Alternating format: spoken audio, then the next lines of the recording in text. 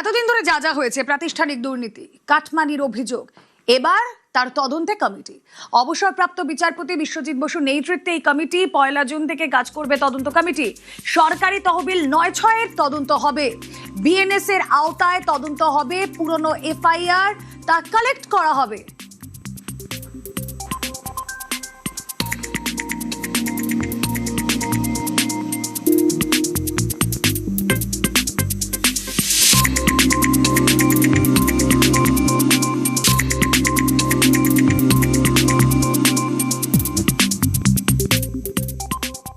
Institutional করাপশনের ক্ষেত্রে commission তৈরি করার কথা ছিল।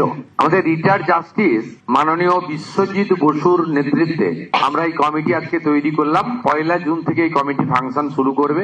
এর মেম্বার সেক্রেটারি করা হলো আমাদের সিনিয়র আইপিএস এডিজি র্যাঙ্কের জয়রামন সাহেব, তিনি হলেন মেম্বার সেক্রেটারি। গভর্নমেন্টের পক্ষ থেকে চিফ সেক্রেটারি এবং হোম সেক্রেটারি তাদের সমস্ত logistic support, infrastructural support, man power এবং যে যে ডকুমেন্ট তারা চাইবেন সেই তথ্য তাদেরকে দ্রুততার সঙ্গে দেবে। আমি আশা করব এই কমিটি তার ফাংশনিং শুরু করার 30 দিনের মধ্যেই রেকমেন্ডেশন গুলো দিতে শুরু করবে। সেই ভিত্তিতে পুলিশের পক্ষ থেকে এফআইআর লজ হবে এবং বিএনএস এর অন্তর্গত যে সেকশন আছে সেটা দিয়ে অ্যাকশনও নেব এবং গভর্নমেন্টের ফান্ড এক্সচেকার থেকে যা দুর্নীতি হয়েছে রিকভারিও করার চেষ্টা করব উইদিন আওয়ার প্রেজেন্ট অ্যাক্ট, মানে বিএনএস এর অন্তর্গত। নারী শিশুদের উপর অত্যাচারে তদন্ত কমিশনার, কমিশনের চেয়ারপারসন অবসরপ্রাপ্ত বিচারপতি সমাপ্তি চট্টোপাধ্যায়, কমিশনের member secretary IPS Damayanti Sen. প্রয়োজনে জনশুনানির মতো থানায় শুনানি হবে।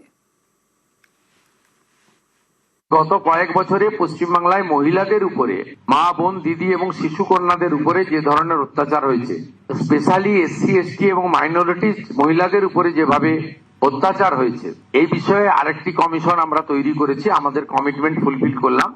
এর চেয়ারপারসন করা হয়েছে কলকাতা হাইকোর্টের রিটায়ার্ড জাস্টিস শ্রীমতী সমাপ্তি চ্যাটার্জিকে। সেখানে মেম্বার সেক্রেটারি আমাদের এডিজি র্যাঙ্কের আইপিএস অফিসার শ্রীমতী দময়ন্তী সেন, তাকে মেম্বার সেক্রেটারি করা হয়েছে।